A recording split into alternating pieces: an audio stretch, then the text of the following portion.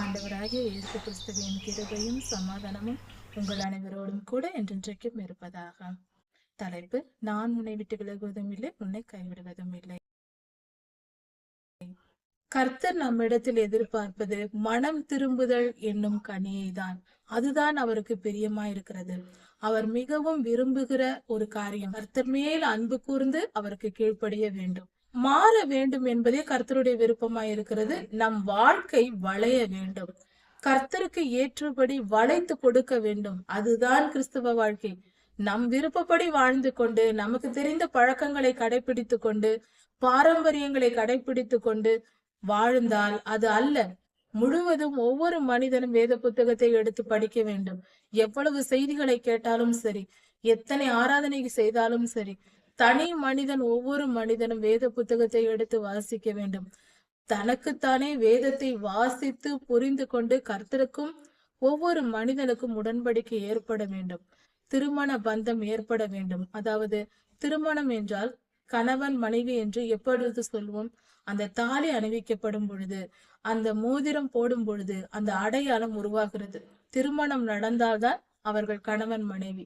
அப்படி ஒரு சம்பவம் நடக்க வேண்டும். அது போல கர்த்தருக்கும் மனிதனுக்கும் உடன்படிக்கை ஏற்பட வேண்டும் என்றால், ஒரு மனிதன் கிறிஸ்தவனாக வேண்டும் என்றால் வேதாகமத்தை முழுவதும் படித்து கர்த்தரோடு உடன்படிக்கை ஏற்படுத்தப்பட வேண்டும். முக்கியமாக சுருக்கமாக சொல்ல வேண்டும் என்றால், கர்த்தருக்காக வளைந்து கொடுத்து நம் வாழ்க்கை மாறினால்தான் அது கிறிஸ்தவ வாழ்க்கை. ஏசாயா 1 அதிகாரம் 7 முதல் 13 வரை. ஏசாயா தீர்க்கதரிசியின் காலத்தில் இஸ்ரவேல் தேசம் எப்படி இருந்தது என்றும், கர்த்தருடைய இருதயத்தில் உள்ள காரியங்கள் என்ன என்றும் இங்கு ஏசாயா தீர்க்கதரிசி சொல்லியிருக்கிறார். அதாவது ஆதியிலிருந்து மனிதர்கள் கர்த்தருக்கு விரோதமாக செயல்பட்டு வருகிறார்கள். ஆதியிலே நம்முடைய ஆதி பிதாக்களான ஆதாம் ஏவாள் இருவரையும் கர்த்தர் படைத்தார். அவர்கள் கர்த்தருடைய வார்த்தைக்கு கீழ்ப்படியாமல் மீறினார்கள். அதன் பின்பு 1656 வருடங்கள் கழித்து நோவாயாவை தெரிந்து கொண்டு மற்ற மனிதர்களை ஜல பிரளயத்தினால் அழித்தார். நோவா குடும்பம் 8 பேர் மட்டும் காப்பாற்றப்பட்டார்கள். அவர்கள் சந்ததியாக உலகம் எங்கும் மனிதர்கள் வளர தொடங்கினார்கள், பெருகினார்கள். அப்பொழுது அதன் பின்பாக ஆபிரகாம் ஐயாவை கர்த்தர் தெரிந்து கொண்டார். தேராகுவின் குமாரனான ஆபிரகாம் ஐயாவை தெரிந்து கொண்டார். அவர் மூலமாக ஆபிரகாம் சாராள் இருவர் மூலமாக தமக்கென்று ஒரு சந்ததியை ஏற்படுத்தும்படியாக, தமக்கென்று ஒரு பரிசுத்த சந்ததியை உருவாக்கும்படியாக, தமக்கென்று ஜனத்தை உருவாக்கும்படியாக, அந்த ஜனத்தை பரிசுத்த சந்ததியாக பரலோகத்திற்கு எடுத்துக்கொள்ளும்படும்படியாக ஆபிரகாம் ஐயாவை தெரிந்து கொண்டார். அதன் பின்பு அவரது குமாரன் ஈசாக்கு அவரது குமாரனான யாக்கோபை தன்னுடைய ஜனமாக தெரிந்து கொண்டார். யாக்கோபுக்கு இஸ்ரவேல் என்ற பெயரை கர்த்தர் கொடுத்தார். இஸ்ரவேல் என்ற பெயர் கொடுக்கப்பட்ட யாக்கோபு ஐயாவுக்கு 12 பிள்ளைகள் பிறந்தார்கள். அந்த 12 பேரும் 12 கோத்திரங்களாக கர்த்தருடைய ஜனமாக கர்த்தர் ஏற்றுக்கொண்டார். அவர்களுடைய வம்சத்தில் தான் இஸ்ரவேலர்கள் வளர்ந்து வந்தார்கள். வளர்ந்து பூமி எங்கும் பெருகி இருக்கிறார்கள். இஸ்ரவேலின் குடும்பமாக 70 பெயரை கர்த்தர் எகிப்துக்கு கொண்டு போனார், யோசேப்பு ஐயாவையும் சேர்த்து. அப்படி 70 பேர் அங்கு போனவர்கள் 430 வருடங்கள் கழித்து கர்த்தரால் தெரிந்து கொள்ளப்பட்ட அந்த இஸ்ரவேலர்கள் எகிப்திலிருந்து புறப்பட்டு தங்கள் சுய தேசமாகிய கானானுக்கு, பாலும் தேனும் ஓடுகிற கானானுக்கு கர்த்தர் கொண்டு வந்தார். கானான் தேசம் என்று சொல்லப்படுவது இப்பொழுது இருக்கிற மத்திய கிழக்கு நாடுகள் இருக்கிற பகுதியாய் இருக்கிறது. ஐபிராத்து நதியை சுற்றிலும் இருக்கிற பகுதியாய் இருக்கிறது. இப்படிப்பட்ட தமக்கென்று தெரிந்து கொண்ட ஜனத்தை கர்த்தர் வனாந்திர வழியாய் எகிப்திலிருந்து புறப்பட பண்ணி அவர்களை வழிநடத்தி வந்தார். அப்படி அவர்கள் கானானுக்கு வரும் வழியில், அவர்கள் எகிப்திலிருந்து புறப்பட்ட பின்பு கர்த்தர் வழியிலே சீனாய் மலையிலே அவர்களுக்கு தரிசனமாகி கர்த்தர் உடன்படிக்கையை ஏற்படுத்தினார். என்ன உடன்படிக்கை என்பதுதான் மிக மிக முக்கியமான காரியம். இப்படிப்பட்ட லட்சக்கணக்கான ஜனங்களோடு கர்த்தர் செய்த உடன்படிக்கை, நான் 10 கட்டளைகளை தருவேன், என்னுடைய கட்டளைகளை நீங்கள் கை கொண்டு நடந்தால் நீங்கள் என் ஜனமாய் இருப்பீர்கள், என் கட்டளைகளை கை கொள்ளாமல் போனால் நான் உங்களை என் ஜனமாக ஏற்றுக்கொள்ள மாட்டேன் என்று கர்த்தர் சொன்னார். அதற்கு இஸ்ரவேலர்கள், உம்முடைய உடன்படிக்கைக்கு நாங்கள் உடன்படுகிறோம், உம்முடைய வார்த்தைகளின்படி நாங்கள் கேட்கிறோம், கடைபிடித்து உம்முடைய கட்டளைகளையும் கற்பனைகளையும் கை கொண்டு நாங்கள் எங்கள் வாழ்க்கையில் நடப்போம் என்று உறுதிமொழி கொடுத்தார்கள். இந்த வார்த்தைகள் யாத்திராகமம் 19ஆம் அதிகாரத்தில் கொடுக்கப்பட்டிருக்கிறது. இப்படி கர்த்தரும் மனிதர்களும் ஏற்படுத்தி கொண்ட உடன்படிக்கை தான் 10 கட்டளைகள். 10 கட்டளைகளையும் கை கொண்டு நடக்கிறேன் என்று ஒத்துக்கொண்டார்கள் ஜனங்கள். அதன்படி கர்த்தர் அந்த 10 கட்டளைகளையும் எழுதி மோசேயாவினிடத்தில் கொடுத்து ஜனங்களுக்கு கொடுத்தார். அதன் பண்பு சில பண்டிகை ஆசரிப்பு முறைகள், அந்த 10 கட்டளைகளின் விளக்கமாக நியாயப்பிரமாணம், அன்பின் கற்பனை, இப்படி எல்லாவற்றையும் தெளிவாக புரிய வைத்து கர்த்தர் சொன்னார். 10 கட்டளைகளையும் கற்பலகைகளில் எழுதி கர்த்தர் கொடுத்தார். கர்த்தருக்கும் மனிதனுக்கும் உள்ள உறவின் அடிப்படையில் 4 கட்டளைகளும், மனிதர்களுக்கும் உள்ள உறவின் அடிப்படையில் 6 கட்டளைகளுமாக இப்படி கொடுத்து கர்த்தர் உடன்படிக்கை செய்தார். முதலில் கிறிஸ்தவர்கள் என்று சொல்லிக் கொள்கிற நாம் எல்லோரும் தெரிந்து கொள்ள வேண்டிய முதல் அடிப்படையான காரியம் என்னவென்றால், இந்த 10 கட்டளைகளும் நமக்கு தெரிந்து புரிந்து அதை கடைபிடித்து வாழ வேண்டும். அப்பொழுதுதான் நாம் கிறிஸ்தவர்கள்.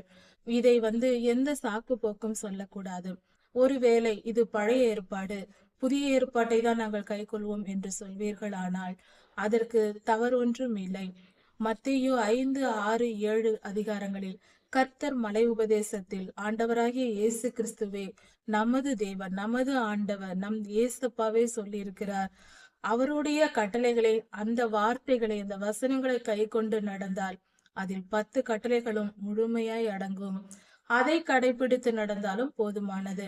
இப்படி கர்த்தருடைய வார்த்தைகளின்படி நடக்க வேண்டும் என்ற எண்ணம் முதலில் இருக்க வேண்டும். அதை தெரிந்து கொள்ள வேண்டும். முதலில் அதை படித்து அதை தெரிந்து கொள்ள வேண்டிய ஆர்வம் நமக்குள் இருக்க வேண்டும். அது ஆர்வம் அல்ல, மூச்சு விடுவது போல. நாம் விரும்பி செய்கிற காரியம் அல்ல, கண்டிப்பாக செய்தே தீர வேண்டிய காரியம். வேதம் வாசிப்பது என்பது கண்டிப்பாக நாம் சுவாசிப்பது போல அது அவசியமானது. நாம் விரும்பினால் நாம் ஒரு இனிப்பை சாப்பிடலாம், விரும்பாவிட்டால் இனிப்பு சாப்பிடாமல் இருக்கலாம். அப்படி நாம விரும்பி விருப்பம் இல்லாமல் அப்படி அல்ல. நம்முடைய சுவாசம் போல விரும்பினாலும் விரும்பாவிட்டாலும் சுவாசித்தே தீர வேண்டும்.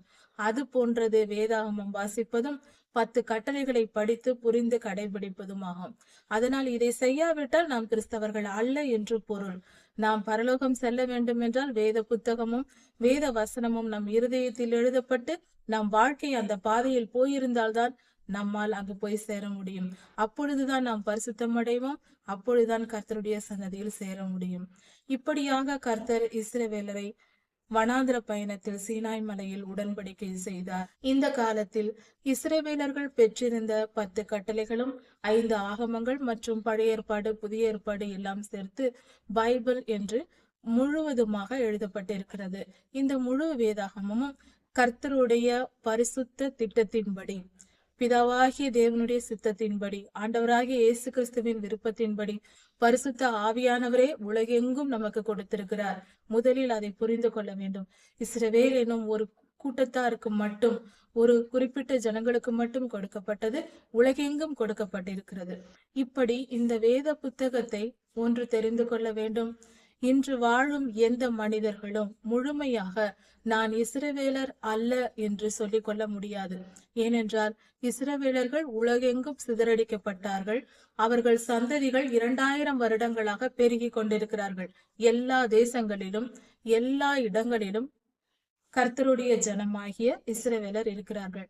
யூதா கோத்திரம் மட்டும் அல்ல. அப்படி இருக்க நாம் எந்த சந்ததி என்றே நமக்கு தெரியாது. ஒரு 4-5 தலைமுறைகள் தெரிந்திருக்கலாம், அதற்கு மேல் தெரிந்திருப்பது மிகவும் கடினமாய் இருக்கிறது.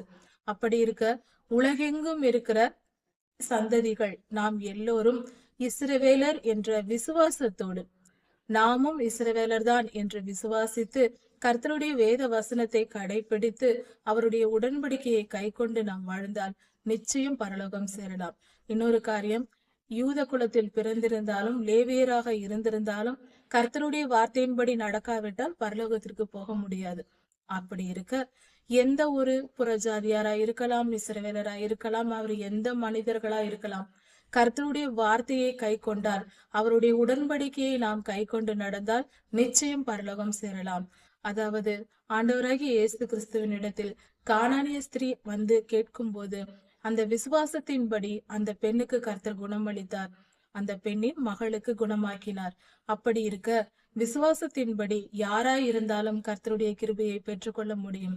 அதனால் இந்த எந்தவித தர்க்கங்களும் இல்லாமல் ஆண்டவராகிய இயேசு கிறிஸ்துவை முழு மனதோடு ஏற்றுக்கொண்டு அவருடைய வார்த்தையான வேத வசனங்கள் யோவான் 1:1 சொல்லுகிறது, அவரே வார்த்தை என்று. அவரே வார்த்தையாய் இருக்கிறார். அந்த வார்த்தையை எழுதி நமக்கு வேதாகமத்தில் கொடுத்திருக்கிறார். இந்த வார்த்தை நமக்குள் போகும்போது நம் மனதில் நம் இருதயத்தில் நுழையும் பொழுது அது கர்த்தரே நமக்குள் நுழைவது போல அல்ல, உண்மையில் அப்படித்தான் ஆகிறது. பரிசுத்த ஆவியானவர் நம் ஆவியை ஆளுகை செய்கிறார். இப்படி அவருக்குள் நாம், நமக்குள் அவர் என்று ஒரு ஐக்கியம் உண்டாகிறது. அப்பொழுதே நாம் பரிசுத்த சந்ததியாகிறோம். இப்படி மாறுவதற்காக கர்த்தர் தெரிந்து கொண்ட ஜனமே கர்த்தருடைய ஜனம். இதுதான் நாம் இன்று செய்ய வேண்டிய காரியம். இப்பொழுது இஸ்ரவேலர்களுக்கு என்ன நடந்தது என்று பார்ப்போம்.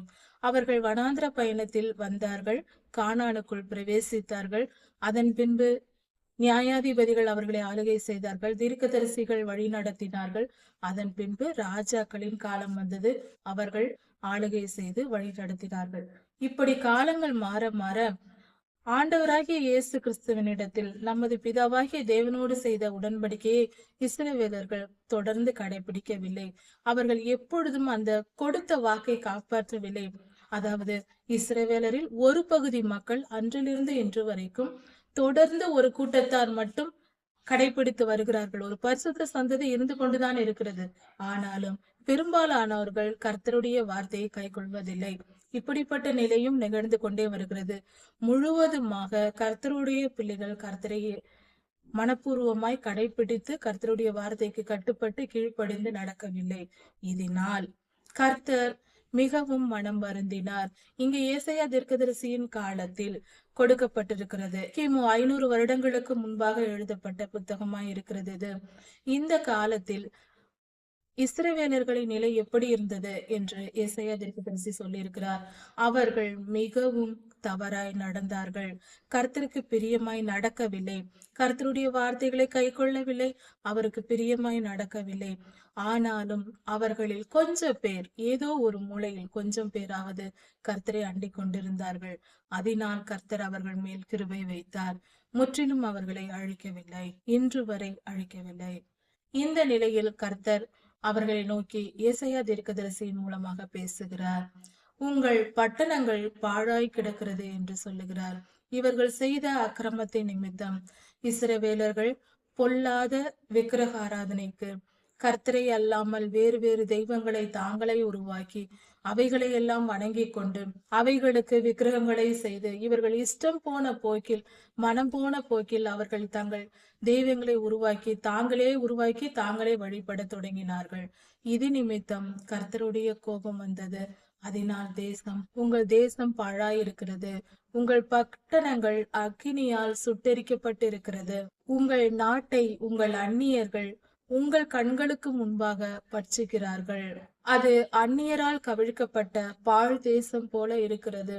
இப்படி ஒரு சூழ்நிலை இஸ்ரவேல் தேசத்தில் அந்த காலத்தில் இருந்தது. இஸ்ரவேலர்களின் மீறுதலினாலும் அக்கிரமங்களினாலும் கர்த்தருடைய கோபம் அவர்கள் மேல் வந்ததினால் அவர்கள் பட்டணங்கள் எரிக்கப்பட்டு தேசம் பாழாய் போய் இப்படியான ஒரு நிலை இருந்தது.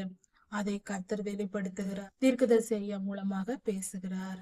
சீயோன் குமாரத்தி ஒரு திராட்சை தோட்டத்தில் உள்ள ஒரு குச்சியை போலவும், ஒரு திராட்சை தோட்டம் இருக்கிறது, அதில் இருக்கிற கிளைகள் எல்லாம் நறுக்கப்பட்டு எல்லாம் அழிக்கப்பட்டு ஒரே ஒரு குச்சி மட்டும் இருந்தால் அந்த தோட்டம் எப்படி இருக்கும்? அது போல சீயோன் குமாரத்தி இருக்கிறாளாம். அப்படி என்றால் இஸ்ரவேலர்கள் ஒரு குச்சி போல கொஞ்சம் பேர் எங்கோ ஒரு இடத்தில் இருக்கிறார்கள். அதாவது திராட்சை தோட்டத்தில் இருக்கிற ஒரு குச்சி போலவும் வெள்ளரி தோட்டத்தில் இருக்கிற ஒரு குடிசையை போலவும், எல்லா காய்களும் அழித்த பின்பு ஒரு குடிசை மட்டும் மீதி இருக்கிறது அந்த வெள்ளரி தோட்டத்தில். அது எப்படி இருக்கும்?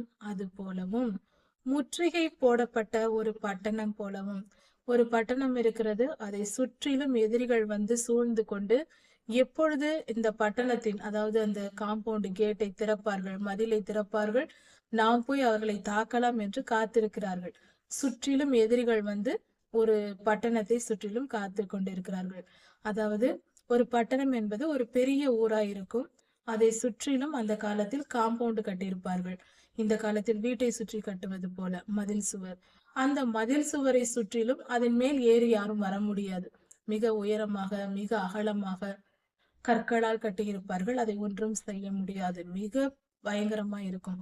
அப்படிப்பட்ட மதில் சுவரை சுற்றிலும் காத்திருக்கிறார்கள். எப்பொழுது இவர்கள் வெளியே வருவார்கள், அவர்களை தாக்கலாம் என்று. அப்பொழுது அந்த பட்டணத்தின் நிலை எப்படி இருக்கும்? தனித்திருக்கும். அதால் வெளியே போக முடியாது, எந்த வேலையும் செய்ய முடியாது. அப்படிப்பட்ட ஒரு சூழ்நிலை இருக்கும். அதாவது கொரோனா சமயத்தில் உலகெங்கும் தேசங்கள் எவ்வளவு கஷ்டப்பட்டதோ அது போல இருக்கும். இப்படிப்பட்ட ஒரு சூழ்நிலை இருக்கிறது. அதாவது முற்றுகை போடப்பட்ட பட்டணம் போல சீயோன் குமாரத்தி இருக்கிறாள். அப்படி என்றால் கர்த்தருடைய ஜனங்கள் இப்படி கொஞ்சம் பேர் மீந்திருக்கிறார்கள். பாவம் செய்து செய்து கர்த்தருடைய கோபத்துக்கு ஆளாகி பலர் செய்த பாவத்தின் நிமித்தம், அவர்கள் பாவத்தின் நிமித்தமே அவர்களுக்கு தீங்கு வருகிறது. தீங்கு என்பது கர்த்தருடைய அனுமதியோடு வருமே தவிர அதை வரவழைத்துக் கொள்வது நாம் தான். கர்த்தர் மனப்பூர்வமாய் எந்த தண்டனையையும் மனிதனுக்கு கொடுப்பதில்லை. நாம கேட்டு பெற்றுக்கொள்வதுதான் தவறான காரியங்கள். நமக்கு வரும் தீமை எல்லாம் நம்முடைய பாவங்கள், அக்கிரமங்கள் நிமித்தம், நம்மளுடைய கர்வம், பெருமையின் நிமித்தம் நாம கேட்டு பெற்றுக்கொள்ளக்கூடியதுதான். நாம் கர்த்தருடைய வார்த்தையை மீறி மீறி நடப்பது, அதனால் நமக்கு தீமை வருகிறது. அதாவது சுருக்கமாக சொல்ல போனால், கிறிஸ்தவர்கள், கர்த்தருடைய பிள்ளைகள் எப்படி இருக்க வேண்டும் என்றால், கர்த்தருக்கு கீழ்ப்படிந்திருக்க வேண்டும். ஒரு 2-3 வயது சிறு குழந்தைகளை நாம் மனதில் நினைத்துக் கொள்வோம். அது போலதான் இன்று கிறிஸ்தவர்கள் நாம் இருக்க வேண்டும். எப்படி நாம் அந்த சிறு பிள்ளைகளை போல நாம் இப்பொழுது செய்து கொண்டிருக்கிறோம். 2-3 வயது சிறு பிள்ளைகளை நாம் இரவில் ஒரு மெழுகுவர்த்தியை ஏற்றி வைத்து விட்டு நாம் அமர்ந்திருந்தால் அந்த பிள்ளைகள் போய் அதை தொட போகும். அதை தொடாதே, சுடும் என்று சொன்னால் அந்த பிள்ளைகள் கேட்கவே கேட்காது. மீண்டும் மீண்டும் போய் அதை எப்படியாவது பிடித்து விட வேண்டும், அதை தொட வேண்டும், அதை தொட்டு பார்க்க வேண்டும் என்று ஆசையாக போய் போய் தொடும். பல முறை நாம் தவிர்த்தாலும் பாதுகாத்து கொண்டாலும் நாம் சற்று திரும்பினால் போதும். நாம் கவனிப்பதை நிறுத்தினால் வேறு பக்கம் நம் கவனம் சிதறும் பொழுது அது உடனே என்ன செய்யும்? அது உடனே அந்த நெருப்பை தொட்டு பார்த்து விடும். அது தொட்ட பின்பு அதில் படும் சூடு வலி தாங்காமல் கத்தும். அந்த குழந்தைகள் செய்கிற, எல்லா குழந்தைகளும் செய்கிற காரியம் இது. அந்த மீறுதலினால் அந்த சூடு படுகிறது. அந்த வலியை யார் அனுபவிக்கிறார்? அந்த குழந்தை தான் அனுபவிக்குது. இந்த ஒரு தாய் அந்த குழந்தையை முதலில் பாதுகாத்து கொண்டுதான் இருக்கிறார். ஆனாலும் அதை தவிர்த்து மீறி போய் அது செய்கிறது அல்லவா? இதே போலதான் இன்றைய கிறிஸ்தவ வாழ்க்கை இருக்கிறது. கிறிஸ்தவர்கள், கர்த்தருடைய வார்த்தை கொடுக்கப்பட்டிருக்கிறது. நாம் சிறு குழந்தை அல்ல.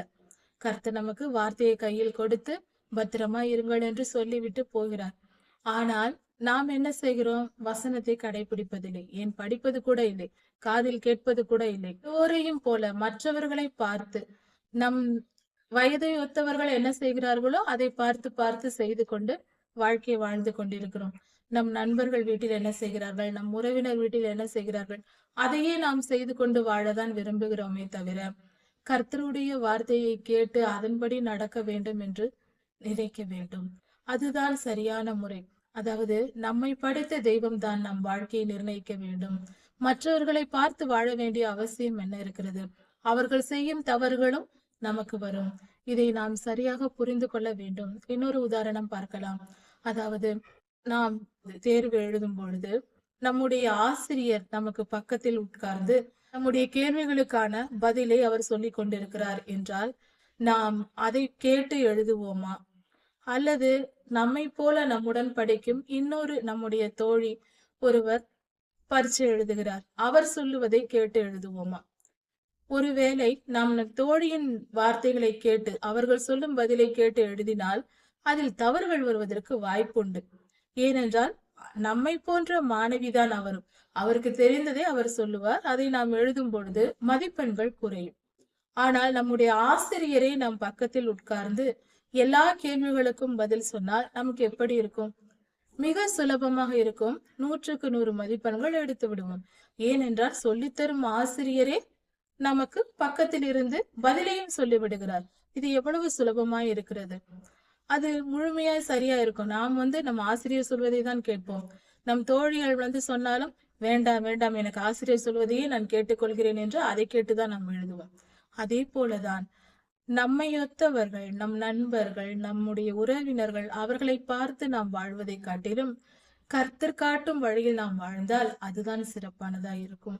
மற்றவர்களுக்கு நம் வாழ்க்கை உதாரணமா இருக்கும். அப்படி வாழ்வதே பரிசுத்த வாழ்க்கை. நாம் கர்த்தரை நோக்கி பார்த்து வாழ வேண்டும். நம் நண்பர்களை பார்த்தோ, நம் உறவினர்களை பார்த்தோ, அக்கம் பக்கத்தாரை பார்த்தோ, நம்முடைய நாம் யாரை விரும்புகிறோமோ அவர்களை பார்த்து வாழக்கூடாது. நம்முடைய முன்னோடி கர்த்தரே, நமக்கு தெய்வமும் அவர்தான், தகப்பனும் அவர்தான், நண்பரும் அவர்தான். அவரை போல ஒருவர் நமக்கு துணையாக இருப்பது நாம் செய்த பாக்கியம். அப்படி இருக்க நம்மை படைத்த தெய்வமே நமக்கு நண்பராக, தகப்பனாக, சகோதரராக, தாயாக, எல்லாமுமாக அவர் இருக்கிறார். அப்படி இருக்க நாம் மற்றவரை நாடி போக வேண்டிய அவசியமும் இல்லை. அதனால் வரும் துன்பத்திற்கு நாம் ஆளாக வேண்டிய நிலையும் இல்லை. புரிந்து கொண்டு நடப்போம். இப்படியாக ஏசாயா தீர்க்கதரிசியின் காலத்தில் இஸ்ரவேலர்கள் செய்த பாவத்தின் நிமித்தம் அதிகமான ஜனங்கள் அழிக்கப்பட்டார்கள். அதாவது மகா துன்பத்திற்கு ஆளானார்கள். அதை தான் இங்கு வேதம் சொல்லுகிறது. ஆனாலும் அதில் மீதியாய் இருந்தவர்கள் கொஞ்ச ஜனம் இருந்தார்கள். சேனைகளின் கர்த்தர் கொஞ்சம் மீதியை நமக்கு வைக்காதிருந்தாரானால் நாம் சோதோமை போலவும் குமோராவை போலவும் ஆகியிருப்போம் என்று சொல்லுகிறார் தீர்க்கதரிசி. அதாவது சோதம் குமாரா அழிக்கப்பட்டது, முற்றிலுமாய் அழிக்கப்பட்டது. லோத்துவின் குடும்பத்தாரை தவிர எல்லோரும் முழுவதும் அழிக்கப்பட்டார்கள். கொஞ்சம் கர்த்தர் கிருபை வைத்ததினால் இஸ்ரவேலர்கள் அங்கு கொஞ்சம் பேராவது மீந்திருந்தார்கள் என்று ஏசாயா தீர்க்கதரிசி சொல்லுகிறார். சோதோமின் அதிபதிகளே, கர்த்தருடைய வார்த்தையை கேளுங்கள். குமாராவின் ஜனங்களே, கர்த்தருடைய வேதத்துக்கு செவி கொடுங்கள்.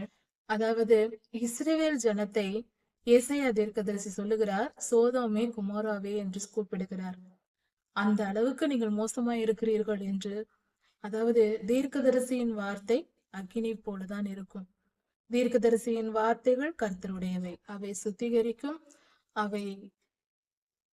அவைகளுக்கு நாம் பயந்து நடக்க வேண்டும். தீர்க்கதரிசியின் வார்த்தைகளுக்கு செவி கொடுக்க வேண்டும். இஸ்ரவேல் ஜனங்களை சோதோமே குமோராவே, கர்த்தருடைய வார்த்தையை கேளுங்கள், கர்த்தருடைய வார்த்தைக்கு செவி கொடுங்கள் என்று சொல்லுகிறார். அப்படியாவது மீந்திருக்கிற ஜனங்களாவது கர்த்தரை நோக்கி பாருங்கள் என்று பொருளில். உங்கள் பலிகளின் திரள் எனக்கு என்னத்திற்கு என்று கர்த்தர் கேட்கிறார்.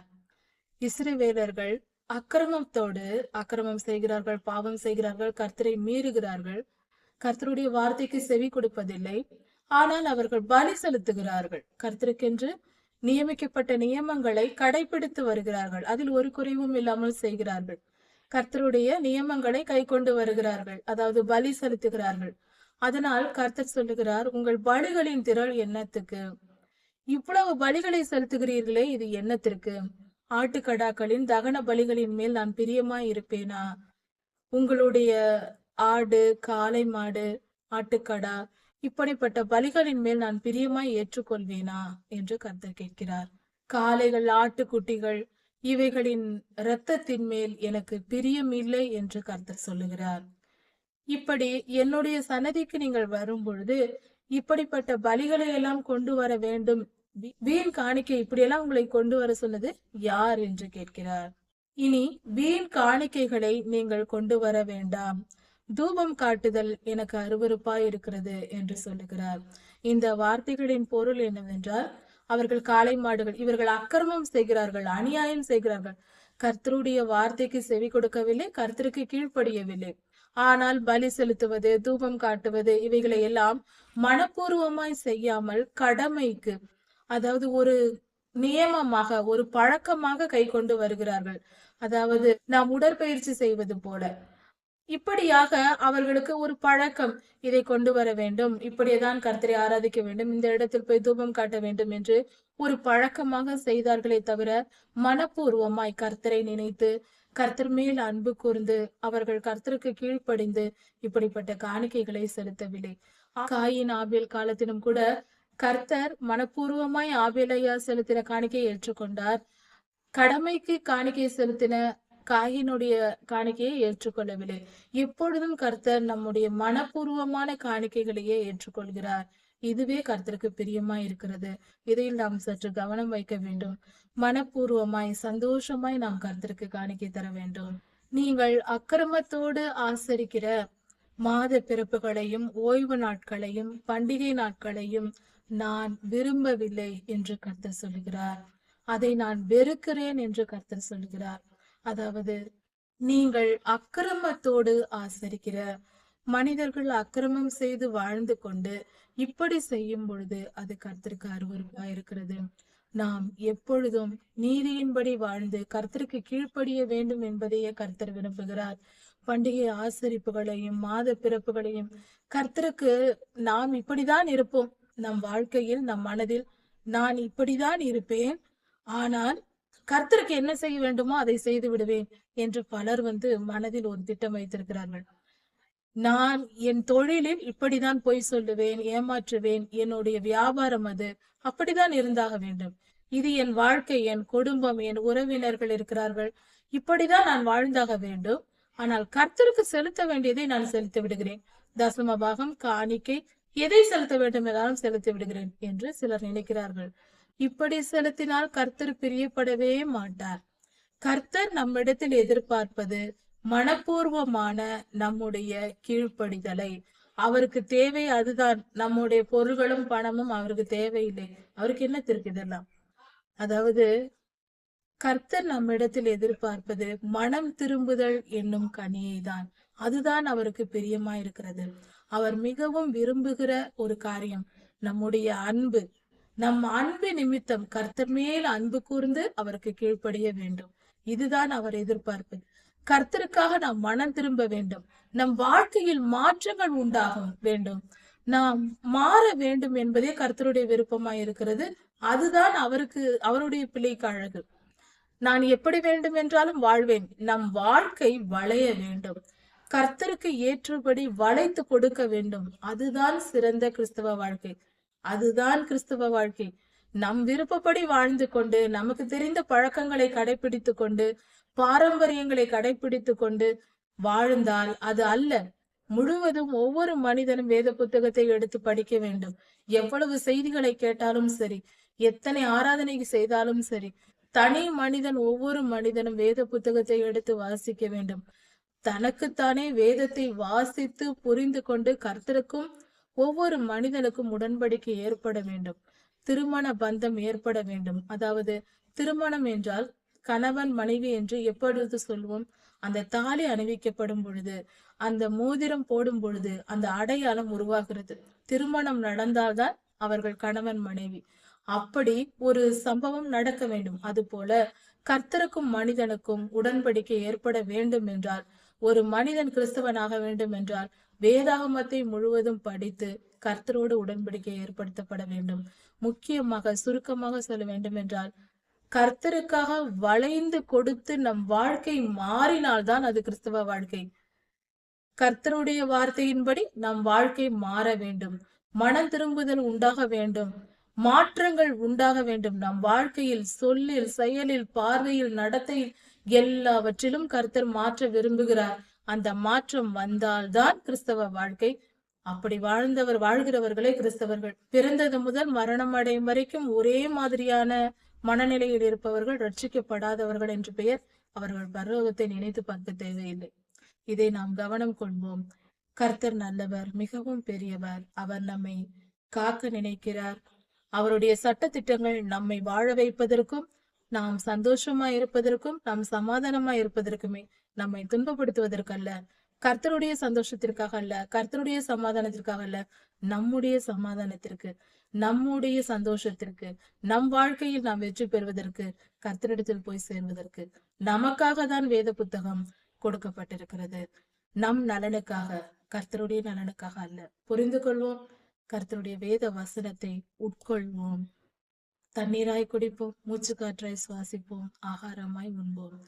அது நம்மை போஷிக்கும், உயிர்ப்பிக்கும், வளர்க்கும், கர்த்தரிடம் கொண்டு போய் சேர்க்கும். கர்த்தர் உங்களை ஆசீர்வதிப்பாராக. இதன் தொடர்ச்சியை அடுத்த செய்தி பார்க்கலாம். மாரநாதா.